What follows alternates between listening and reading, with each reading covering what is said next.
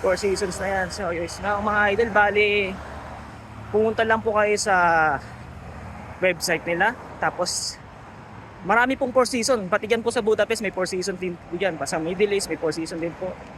Ang maganda dito mga idol, yung four season, kunyari nag-apply kayo sa four season Budapest,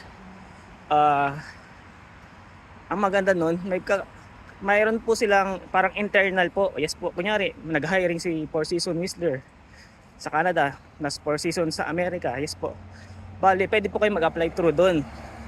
Ang mangyayari, ita-transfer lang po kayo, parang ganun ang mangyayari. So binigyan ko na kayo ng suggestion mga idol para mga idol, yan na ang unang gawin nyo, mag-apply muna kayo kung saan mang four seasons na may available.